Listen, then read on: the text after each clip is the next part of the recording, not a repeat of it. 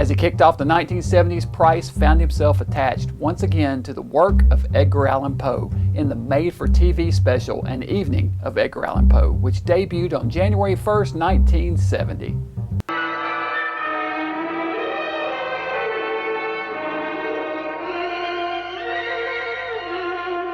This was an hour-long special consisting of a collection of 4 Poe tales: The Telltale Heart,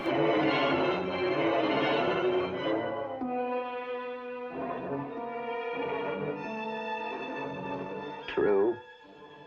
Nervous. Very, very dreadfully nervous. I had been and am, but why will you say that I am mad? The Pit and the Pendulum, I was sick. Sick unto death with that long agony. I felt that my senses were leaving me. The dread sentence of death was the last distinct phrase which reached my ears. The Sphinx, I was not so fortunate, and the palsying fears of evil and death had taken possession of my soul. My state of mind had been well primed for the terrifying incident which soon took place. and The Cask of Amontillado. The 1,000 injuries of Fortunato I had borne as best I could, but when he ventured upon insults, I vowed revenge. Rather than a static reading of the stories, Price acted out each tale on custom-designed sets with period costumes designed by his wife Mary. The show was directed by Kenneth Johnson for AIP TV and was filmed before a live audience. Beneath which reposed the corpse of the victim. The officers were satisfied my manner had convinced them. I was singularly at ease. This is one of my very favorite Vincent Price films. It gave him a chance to show off his years of theatrical experience. When asked about this, Price said it's probably the best Poe thing that I ever did. And I personally have to agree. Then a noise attracted my notice, and looking to the floor, I saw several enormous rats. They had issued from the pit with ravenous eyes allured by the scent of the meat. Vincent's first feature film of the 1970s was one of the more bizarre of his entire career, Scream and Scream Again.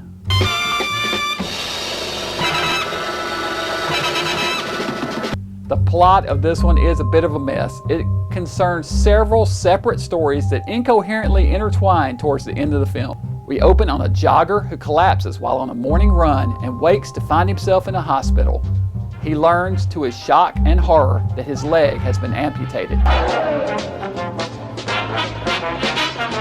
We cut back to him several times throughout the film to find that he has had more appendages removed each time.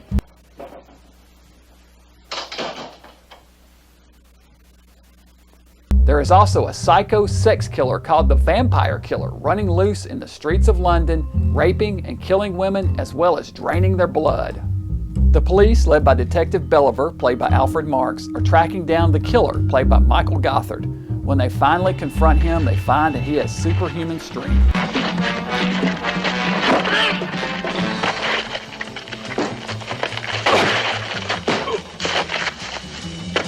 They manage to subdue him and chain him to the back of a squad car bumper with a pair of handcuffs. But he escapes by ripping off his arm above the wrist. Come on! Bring up some animal follows, will you? Right, sir. Joyce, use the car, head him up. The police chase him to the home of Dr. Browning, played by Vincent Price, where he commits suicide by jumping into a vat of acid.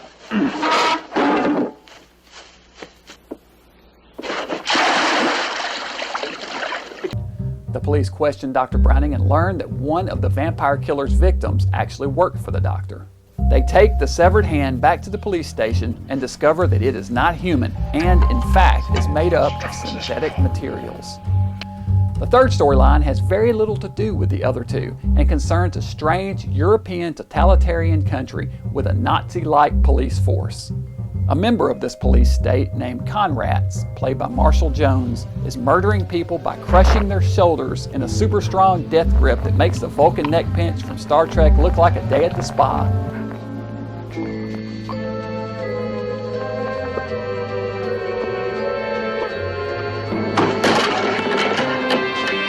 The The three stories all come together when we learn that the vampire killer and the shoulder crusher are both part of a race of android beings created by Dr. Browning. Composites, as he calls them, sewn together Frankenstein style from the body parts of captured victims and enhanced in Browning's lab.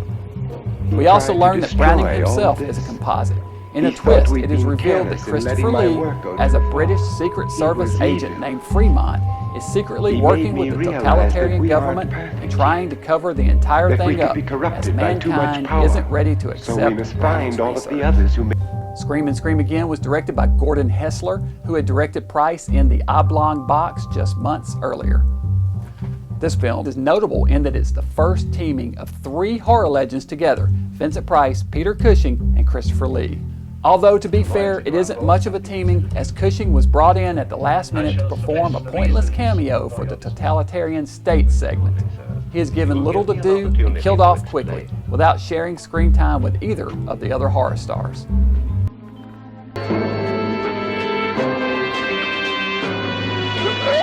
Price and Lee do share one scene when Christopher Lee kills Price seemingly through sheer force of will alone. Apparently channeling his old friend Count Dracula, Lee stares ominously at Price and slowly advances on him, forcing him to fall backwards into a vat of acid.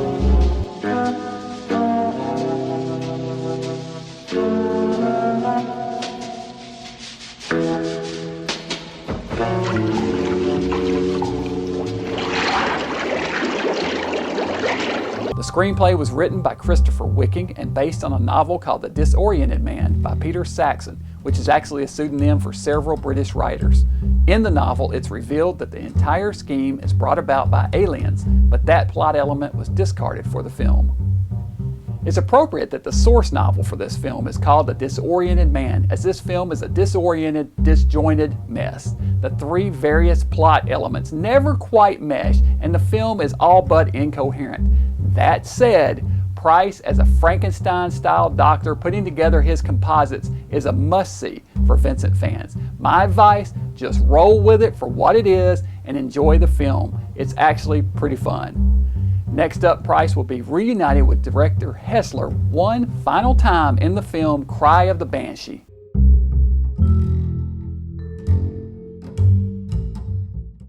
Vincent's next big screen appearance was yet another period piece, the 1970 film Cry of the Banshee.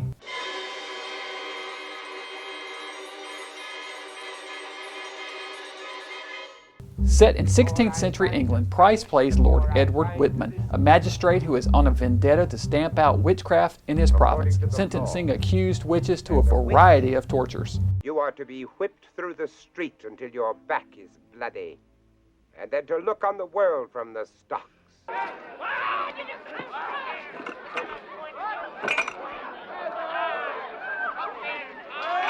His men track down a coven of witches performing a ceremony and attack, slaughtering a number of them. He spares their leader, however, a woman named Una, played by Elizabeth Bergner, and the remainder of the cult so that they will be reminded of what becomes of witches. He orders them to scatter to the hills.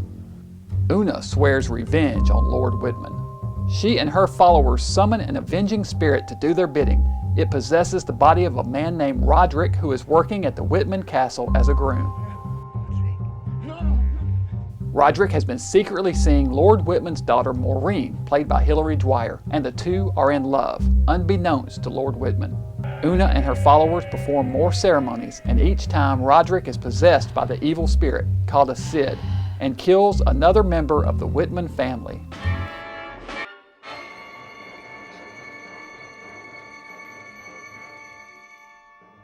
Whitman's son Harry, played by Carl Rigg, and a local priest, played by Marshall Jones, track down the cult.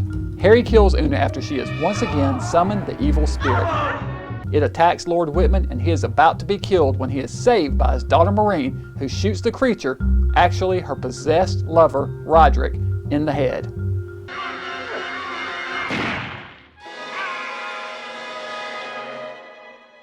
The following day, Lord Whitman decides he's had enough of this madness. He locks up the family estate, literally throwing away the keys to the mansion, and gathers the two surviving members of his family, Harry and Maureen. They leave by horse-drawn carriage to travel to safety in a neighboring town. The creature is destroyed and they are now safe. Or are they? Cry of the Banshee was directed by Gordon Hessler for AIP Pictures. This was Price's third and final film with Hessler, who he had previously worked with on The Oblong Box and Scream Again.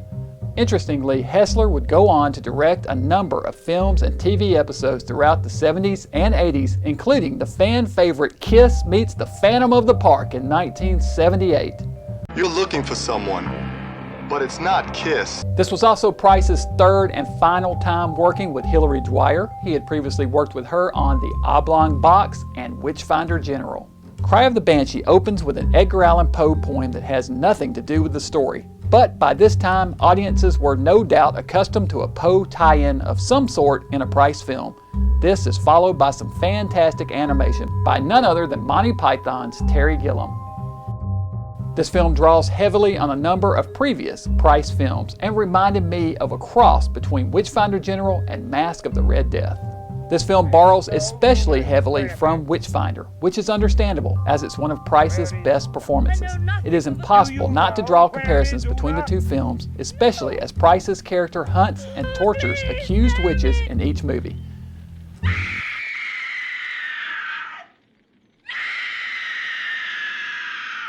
The tortures and cruelties in this movie, however, feel much more exploitative, and in many cases is merely a cheap tactic to show more female nudity. Hilary Dwyer's reaction after shooting and killing her lover Roderick in this film is one of those scenes that's lifted directly from Witchfinder General. It's highly reminiscent of her screaming fit at the end of Witchfinder as she slips into insanity.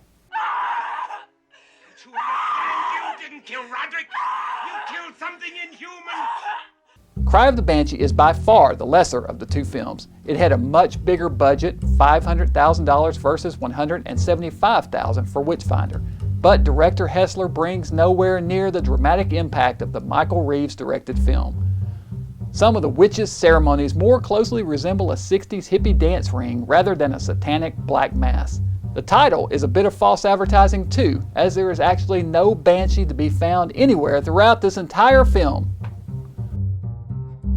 That said, Cry of the Banshee does have its own merits. The ending is particularly strong and Price is great in it, as always.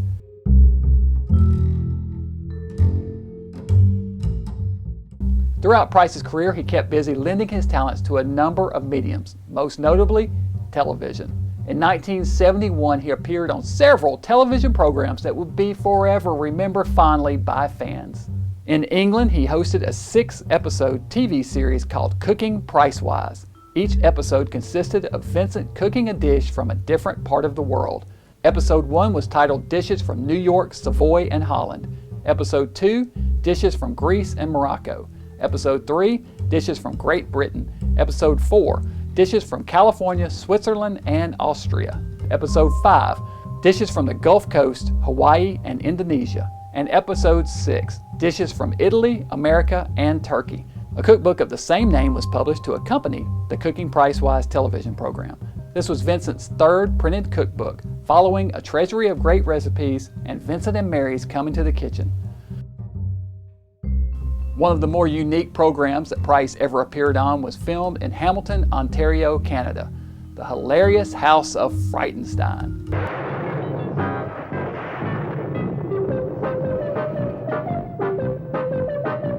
Filmed in 1971, the show was part Saturday morning kids show, part horror host show, and part variety show, with comedy sketches, science experiments, and music videos all tied together with a healthy dose of monster-themed comedy. It starred Billy Van as Count Frightenstein, a vampire who was exiled to live in Castle Frightenstein with a pack of monster friends, including Vincent Price, who also served as the narrator for the show. He would open and close each episode, and the camera would cut back to him from time to time throughout the program. He would then introduce the other characters from a castle balcony with funny rhymes and limericks. The punch itself was rather bland. She should have served some wine instead of that concoction made from lukewarm iodine. Vincent filmed all of his bits over 400 separate segments over a 4-day span in 1971. He even took a cut in pay to appear on the show. The show was wildly successful in the areas into which it reached, which included Canada and parts of the US, and retains a rabid fan base to this very day. So welcome where the sun won't shine to the castle of Count Frightenstein.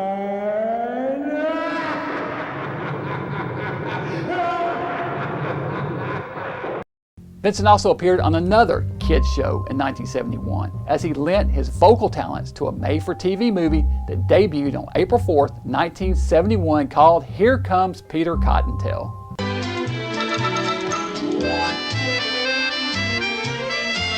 This was an Easter-themed stop-motion animated special from Rankin Bass Productions. In it, Price plays the villainous January Q Irontail, an evil rabbit with a bat assistant named Montresor. Nice Edgar Allan Poe nod there.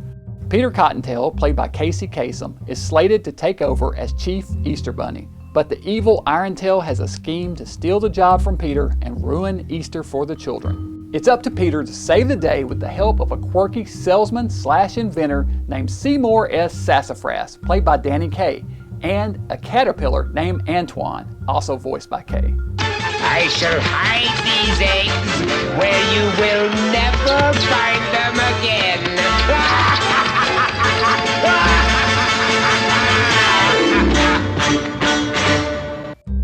And finally, in 1971, Price made the first of two appearances on Rod Serling's new TV anthology program, Night Gallery.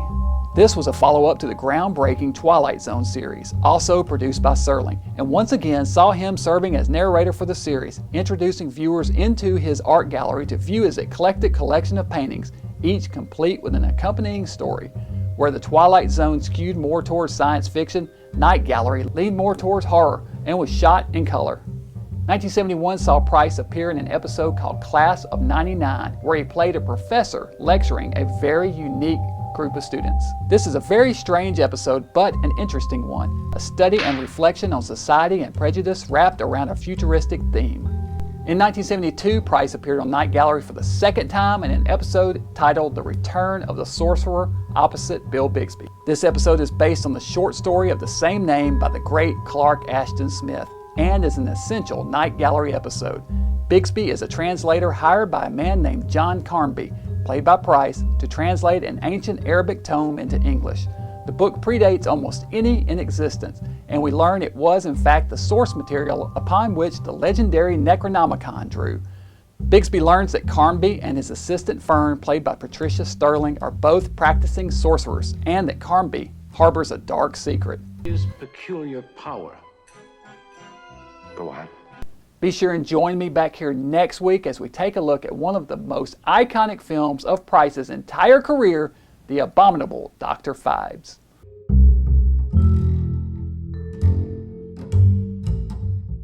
Love means never having to say you're ugly. That is the tagline for one of the most memorable movies of Vincent's entire career, the 1971 horror black comedy, The Abominable Dr. Phibes. The film is set in England in 1925.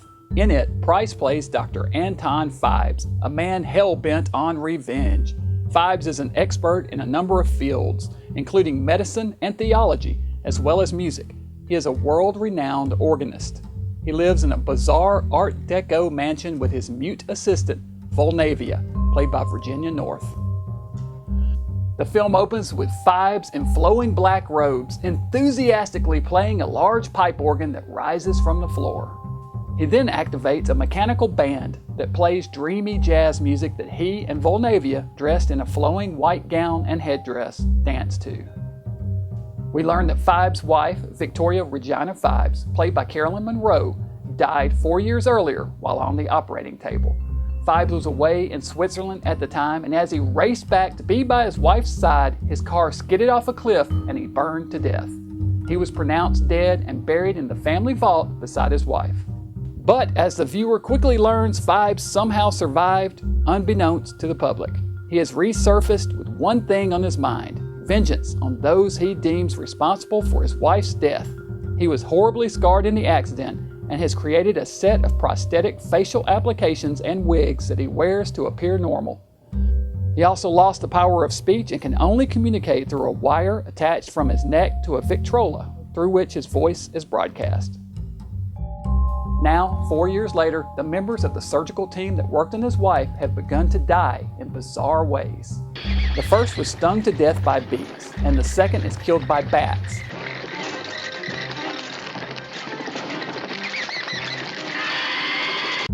The third has his head crushed inside a frog mask at a masquerade party.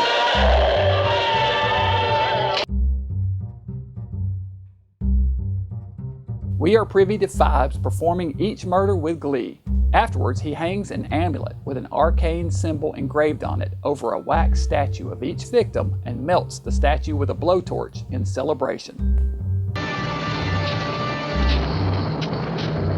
The police, led by the bumbling Inspector Trout, played by Peter Jeffrey, are investigating the case. They realize that all the victims previously worked with a man named Dr. Vesalius, played by Joseph Cotton. A fourth victim is completely drained of blood, and at the scene, Phibes accidentally drops one of the amulets. The police find it and discover that the symbol on it is a Hebrew symbol for blood and part of the 10 biblical curses visited upon the Pharaoh. The plagues are, in order, boils, bats, frogs, blood, rats, hail, beasts, locusts, the death of the firstborn, and finally, darkness. Darkness, Rabbi? Yes. The police check the Phibes family vault and find both Anton and Victoria Phibes' coffins empty. Meanwhile, Phibes continues his killing spree, creatively offing each victim along the theme of the Pharaoh's curses. Finally, there is only the 9th victim left, the chief surgeon for his wife's surgery, Dr. Vesalius. For him, Phibes has planned the death of the firstborn. He kidnaps Vesalius' son and places him in an elaborate death trap. He is sedated and strapped to a table by locked shackles. The key to the shackles has been surgically implanted inside his son's chest cavity. Dr. Vesalius must operate on his own son and remove the key within 6 minutes, the same amount of time Phibes' wife was on the operating table. If unsuccessful, a vat of acid will dump onto his son's face, disfiguring him, much as Phibes was disfigured himself. At this point, we have one of the most iconic scenes in horror history as Phibes unmasks, and for the first time we see the hideous scars beneath his prosthetic applications.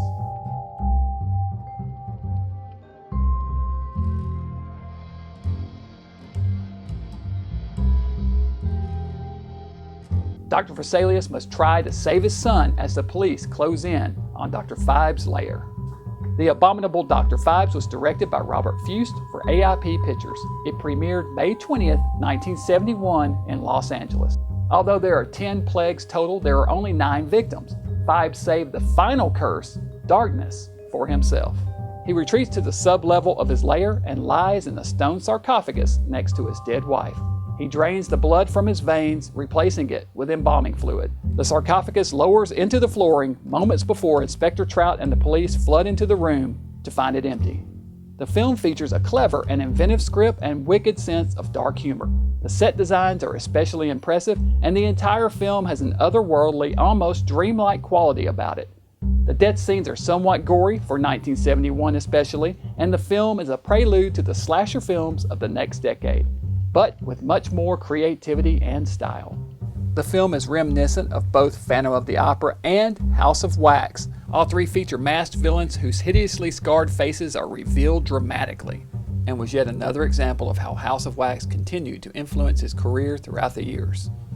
His wife's name in the film, Victoria Regina Phibes, was also a nice touch, a throwback to Vincent's first starring role, even before film, on stage in London, England, in the play Victoria Regina.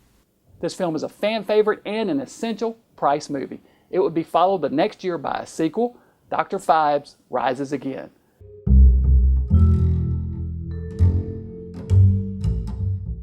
One of the more memorable of all of Price's television work was his appearance on a 1972 episode of The Brady Bunch. In that episode, the Brady family travels on vacation to Hawaii, where Bobby finds a small tiki idol that seemingly brings him a string of bad luck. The boys travel to a cave to dispose of the idol and hopefully their bad luck, and run across Professor Hubert Whitehead, played by Price, there. He is a half-crazed archaeologist who suspects the boys are there to steal the treasures he's uncovered in the cave. He traps the boys and ties them up while deciding what to do with them. Now, I have a real fond spot for this episode because I first saw it on television as a kid and, of course, recognized Vincent Price, who was probably the very first movie star that was recognizable to me. I knew that I had seen him on creature features in the afternoons on television. 1972 was also a memorable year for Price on the big screen with the dark comedy horror film Dr. Phibes Rises Again.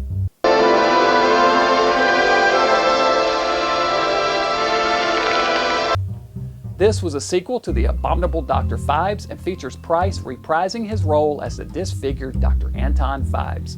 He awakens from hibernation 3 years after the first film when the moon falls into perfect alignment with his sarcophagus. Upon wakening, he once again summons his assistant Volnavia, this time played by actress Valley Kemp. He finds his lair destroyed and panics because an ancient papyrus scroll he had hidden in a safe is now missing.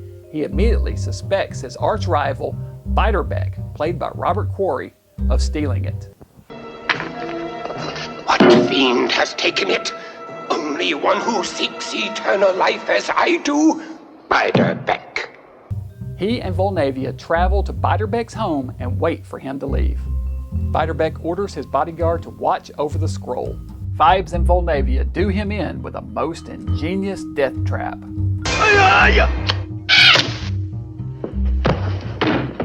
Once they retrieve the scroll, Phibes and Volnavia travel by ship to Egypt, along with Phibes' wife, Victoria, still in suspended animation, and his clockwork band. Can't forget that. Phibes plans to use the magical River of Life, which flows in a hidden chamber deep beneath a series of secret caverns there, to resurrect his love and grant them both eternal life. Here, in the mountain marked on this papyrus, beyond corridors which led once to a pharaoh's hidden tomb, awaits the key to resurrection and to life. I shall decipher it. Beiderbecke, it turns out, has much the same goal. He has been using a special elixir of his own design to stay alive for centuries. He has almost run out of the elixir and plans to use the River of Life to extend his lifespan. He also travels to Egypt, and the two madmen race to find the river. Along the way, Phibes continues his killing spree from the previous film, offing his adversaries in a variety of creative methods, although this time there is no one underlying theme to the murders.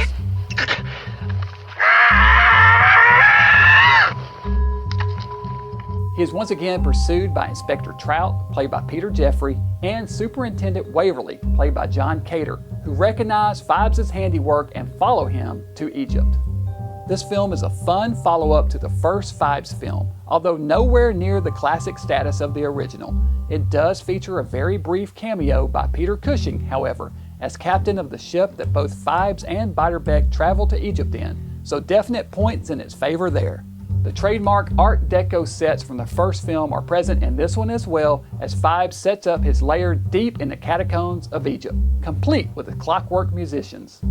It is interesting that Phibes has a rival in this film, an opponent to defeat in his quest for immortality. Interestingly, the two were rivals of a sort in real life as well, as the studio was reportedly considering Quarry to take Price's place as the preeminent horror star of their pictures. There have been rumors in recent years of a remake of Dr. Phibes, and thankfully it never happened. There's only one man for the job, Vincent Price, who is more than memorable in the role. Next up for Price is more creative killing in the 1973 film Theater of Blood.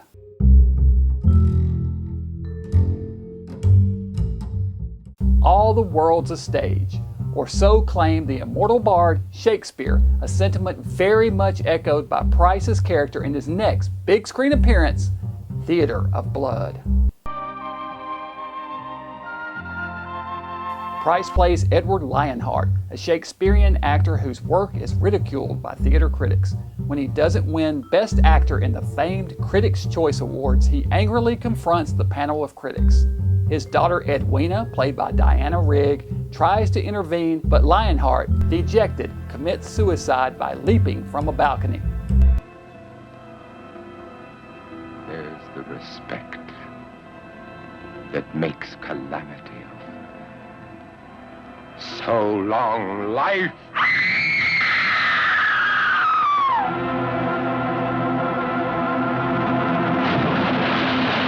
The film opens 2 years later. A theater critic named George Maxwell is lured to an abandoned warehouse and violently murdered by a group of homeless people.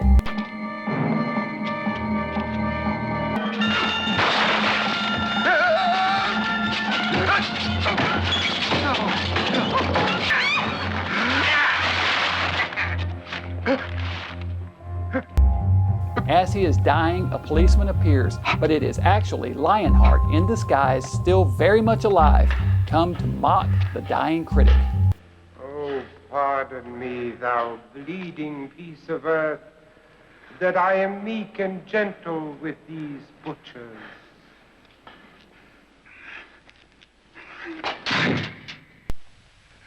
You. It's you. But you're dead. No. No, another critical miscalculation on your part, dear boy. I am well. It is you who are dead.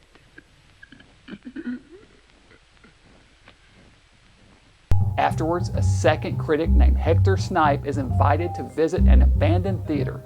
Thinking he is going to get an exclusive story on the resurrection of Lionheart and his career, he is surprised to learn Lionheart has a much more sinister purpose for inviting him. He is stabbed through the heart with a spear by Lionheart. The dragon wing of night o'erspreads the earth. My half-supped spear that frankly would have fed, pleased with this dainty bait, thus goes to bed. At Maxwell's funeral the following day, Snipe's body turns up, dragged behind a runaway horse.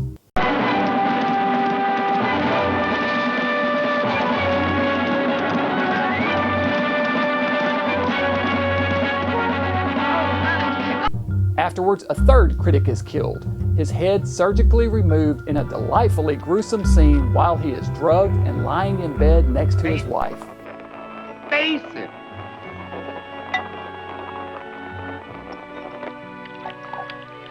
The police, led by Inspector Boot, played by Milo O'Shea, begin to suspect there is a pattern to the murders. It turns out that each critic that has died is a member of the Critics Award Circle and gave Lionheart a negative review during his final Shakespearean season. Each has been killed according to a death in the play which he or she panned. One critic named Devlin, played by Ian Hendry, figures out that Lionheart is still alive. The police at first don't believe him until the severed heart of another critic is delivered to Devlin's doorstep while the police are there, and they have no choice but accept the truth. Open that.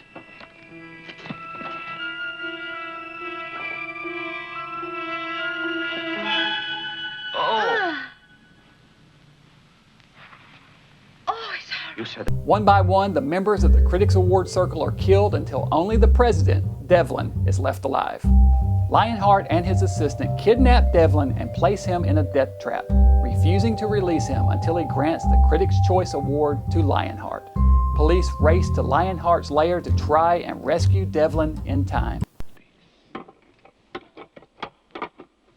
Theater of Blood takes its playbook almost directly from another Price film, The Abominable Dr. Phibes.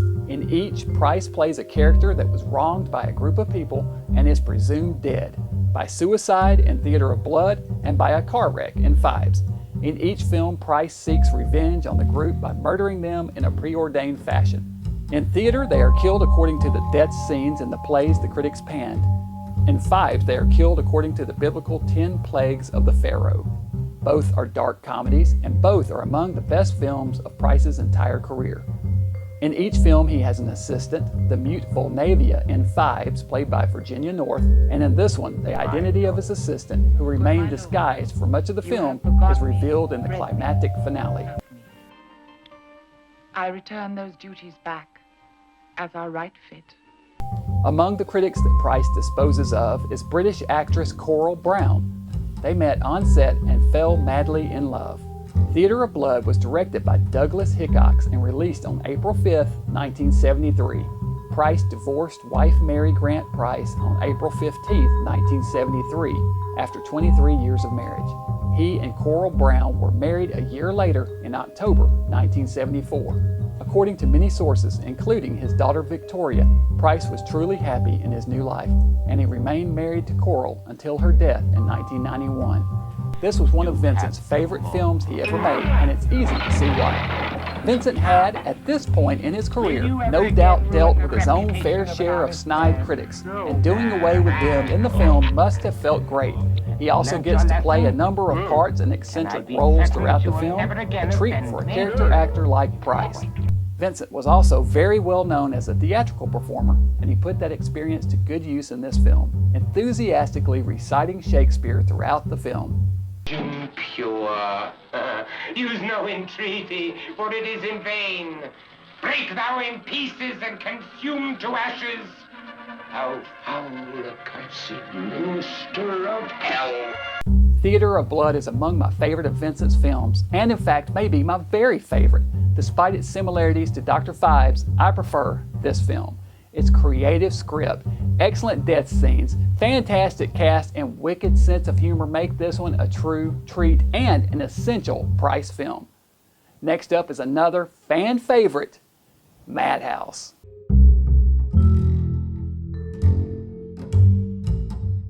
Vincent's next film was an interesting one, as he played a part very close to heart and was reunited with actors Robert Quarry and Peter Cushing in the 1974 horror film Madhouse.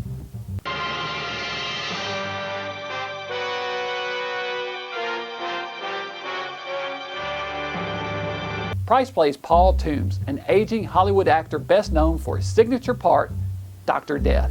At a release party for Toombs' latest film, he announces his engagement to starlet Ellen Mason, played by Julie Crosswalth. A sleazy producer named Oliver Quayle, played by Robert Quarry, reveals to Toombs that he had shot a number of adult movies starring Ellen years earlier.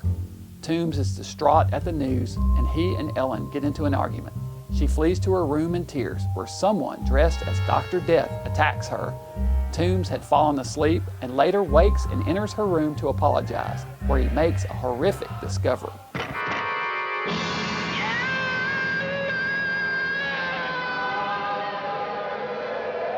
Toombs is confused and unable to recall events clearly.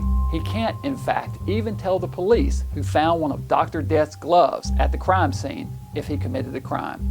He has a complete mental breakdown and is placed in an institution. Now, several years later, he is being released and is slated to make a new Dr. Death TV series.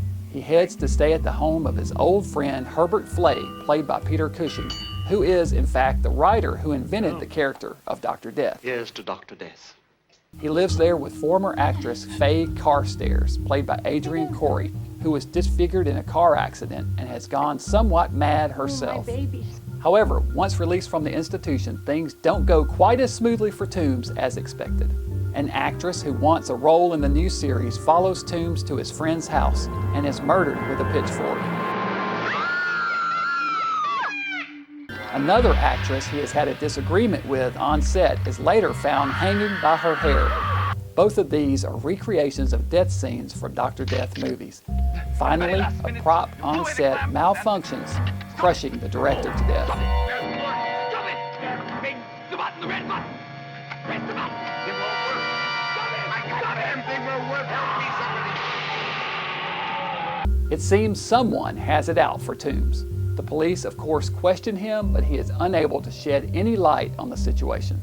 Finally, Paul finds his friend and PR agent, Julia Wilson, played by Natasha Pine, murdered in much the same way as his fiancée.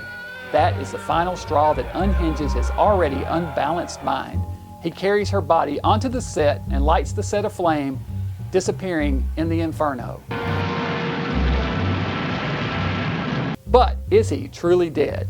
The real killer is eventually exposed, but we haven't seen the last of Paul Toombs.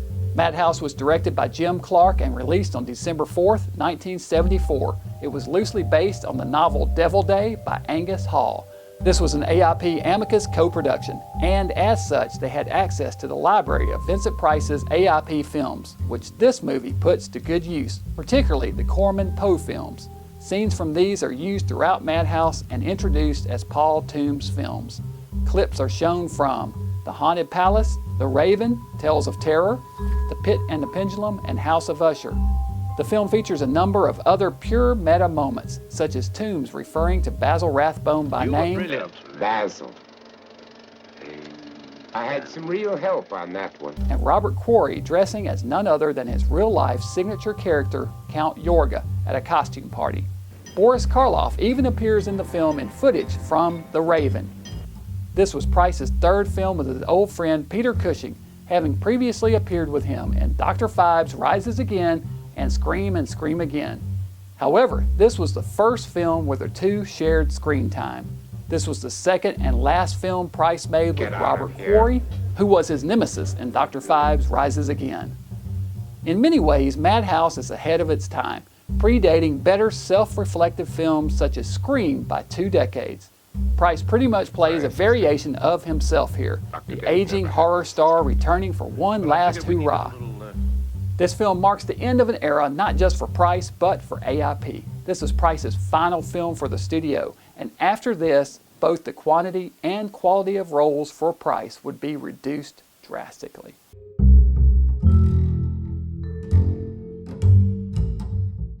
Throughout the 1970s, Vincent stayed busy in a number of creative ventures outside of film, including audio recordings.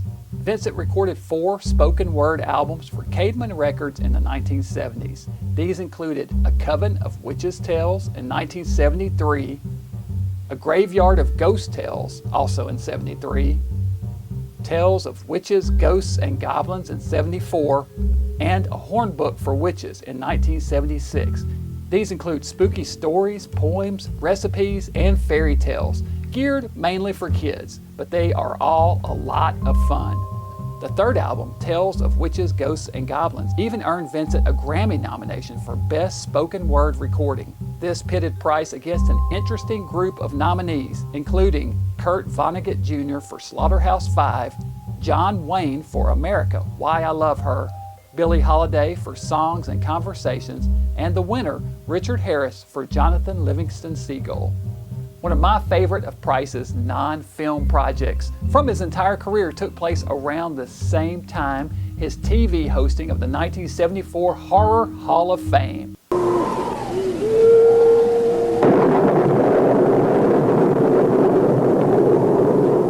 Price hosts the show, which pays tribute to Hollywood horror actors and films throughout the years. I'm Vincent Price, and welcome to my world. His assistant for the evening was a hunchback named Zuckman, played by Billy Van.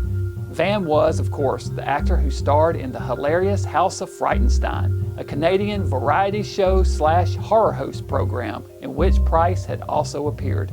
The sets for the Horror Hall of Fame were great, including a graveyard scene and creepy castle, and the whole thing was played for laughs. The guests for the evening included Frank Gorshin, John Carradine, and John Astin. Price sits and chats with each guest in what is easily the best part of the program. Makeup artist William Tuttle creates a monster makeup appliance on American graffiti actress Candy Clark, and there are other skits and film clips throughout the program.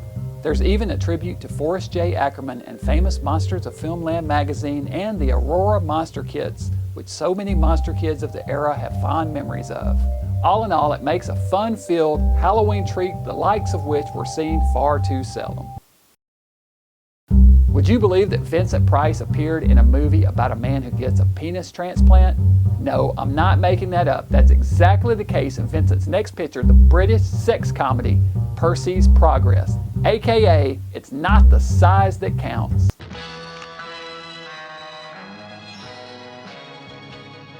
This is actually a sequel to a film named Percy from 1971. Percy's Progress continues the further exploits of Percy, the character who received the infamous transplant in the first film.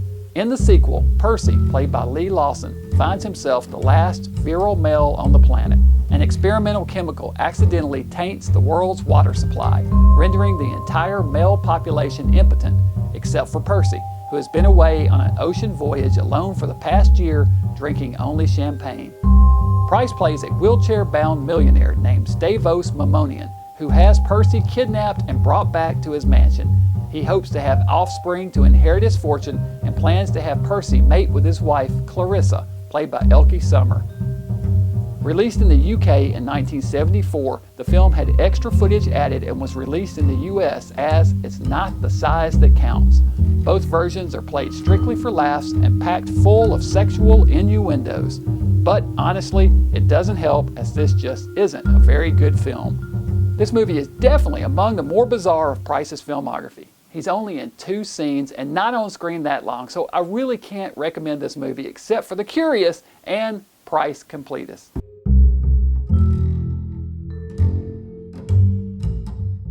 Two of my very favorite Vincent Price side projects took place in 1975, and both are music related.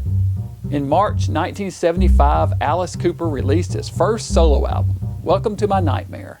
The third track on it is called The Black Widow and features a monologue by Vincent Price, who plays a narrator showing a group of kids around a museum of arachnids.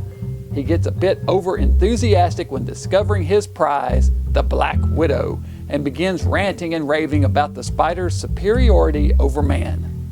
A month later, on April 25, 1975, Vincent would once again perform with Alice Cooper, this time on a made-for-television special called Alice Cooper, The Nightmare. Alice Cooper, The Nightmare. Special guest star, Vincent Price. Vincent once again plays the part of the creepy narrator, as in the album, but this time he identifies himself as the spirit of the nightmare, there to torment young Stephen, played by Alice Cooper, who is having a nightmare. The show was quite the production, chock full of Alice songs, spooky imagery, and choreographed dancing. The special is essentially a big promotional piece for the latest Alice Cooper album and really shows the level of popularity of Cooper in the mid-70s. The album would reach number 5 on the Billboard charts. It's my personal opinion that Vincent's appearance on this record is the thing that pushed this into legendary status. This would not be the last time that Vincent's voice would appear on a legendary album either, as another spooky performance in the 1980s would lead to even bigger success. Successor! The previous year, both Alice Cooper and Vincent Price appeared in separate episodes of the television series The Snoop Sisters, a precursor of sorts to Murder, She Wrote, about a pair of elderly investigators, played by Helen Hayes and Mildred Natwick. The episode starring Price is called A Black Day for Bluebeard and is notable for a number of reasons.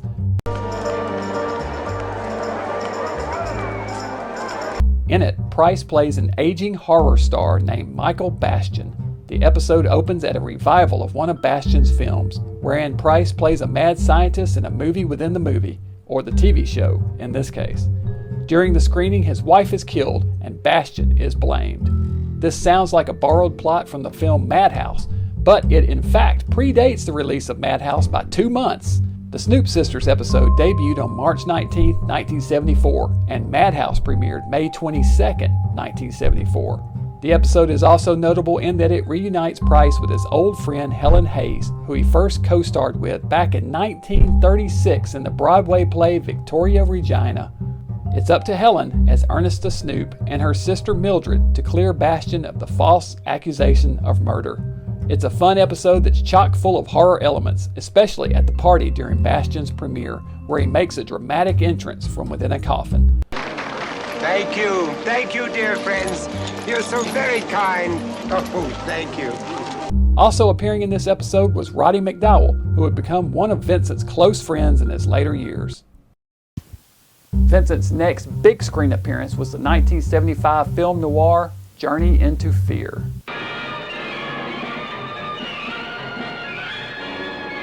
A man named Mr. Graham, played by Sam Watterson, is an engineer for an oil company who specializes in oil exploration.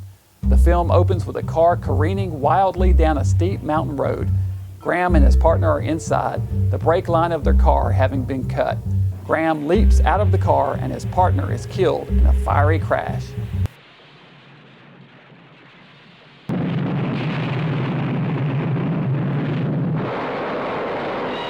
Graham takes a train to Istanbul, where a second unsuccessful attempt is made on his life.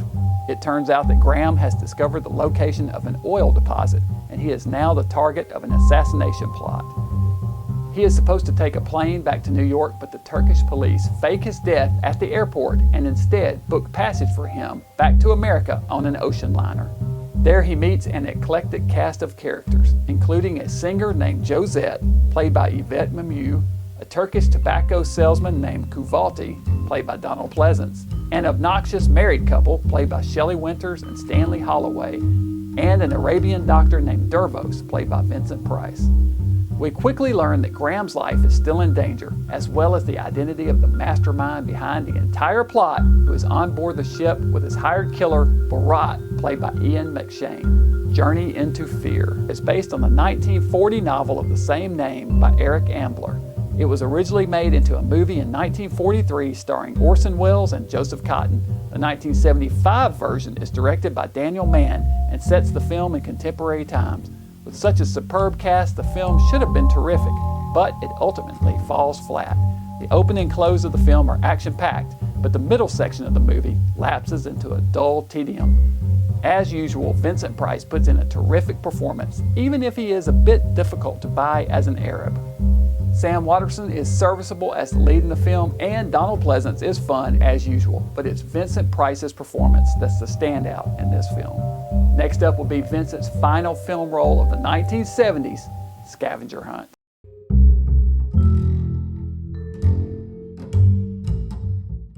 In 1979, Vincent made one of the more unique projects in his entire career, in that it co-starred his new wife, Coral Brown.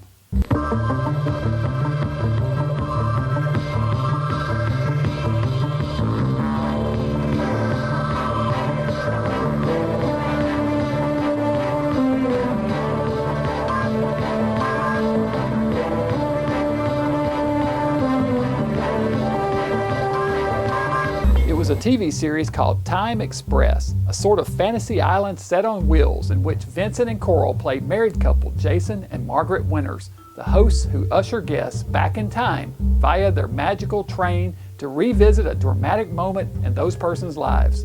Only 4 episodes aired on CBS before the series was canceled. It will be our great pleasure to help you in any way that we possibly can. Vincent filmed another interesting made-for-TV project in 1979 as well, an hour-long horror anthology movie called Once Upon a Midnight Scary that also aired on CBS.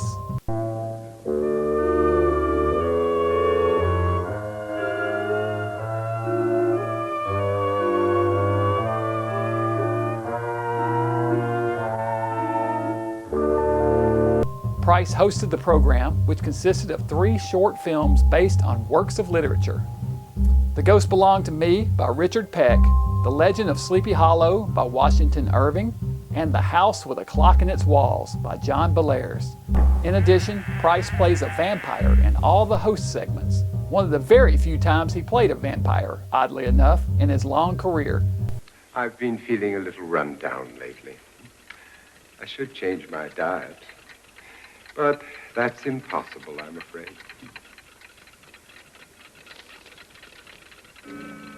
This special was aimed toward children and wrapped with Price recommending each book, along with Dracula, as recommended reading material for viewers.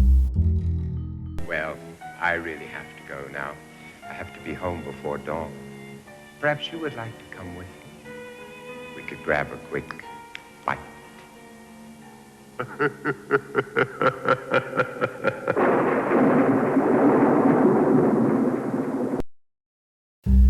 Vincent's final film role of the 1970s was the quirky comedy Scavenger Hunt.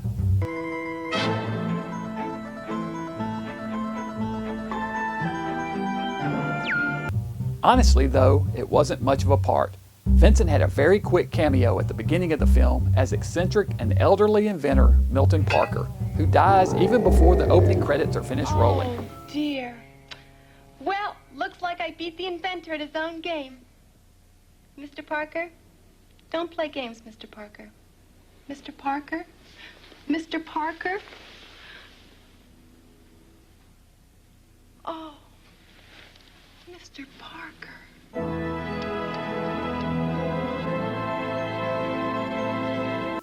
Afterwards, he gathers a room full of people, from servants to family members. In the will, he promises to leave his estate to the winner of a scavenger hunt, with the fortune going solely to whoever finds the most objects on the list. Wacky antics naturally ensue. This was a star-studded picture featuring Tony Randall, Scatman Carruthers, Cloris Leachman, Roddy McDowell, Dirk Benedict, and many others. Even Arnold Schwarzenegger shows up. Here! The film is high energy and played totally for laughs, and Price is only in the first minute or so of the film. The 1970s were an interesting decade for Price, and one of big changes both personally and professionally. He and Mary Grant were divorced, and Vincent remarried for the third time to the flamboyant Coral Brown.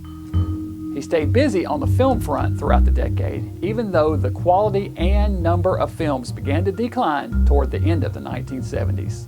He also appeared in numerous television programs in the 1970s, including episodes of Columbo, Night Gallery, The Carol Burnett Show, Ellery Queen, The Brady Bunch, The Love Boat, The Bionic Woman, and The Mike Douglas Show, among others. And in 1977, Vincent launched one of his last great non-film projects, a critically acclaimed one-man play about Oscar Wilde called Diversions and Delights, which he would continue to perform on stage until 1982. So be sure and join me back here next week for more of the fantastic films of Vincent Price as we take a look at the 1980s, a decade that would begin to see Vincent's career start to wind down, although he still had plenty of tricks up his sleeve and would continue to work right up until the very end.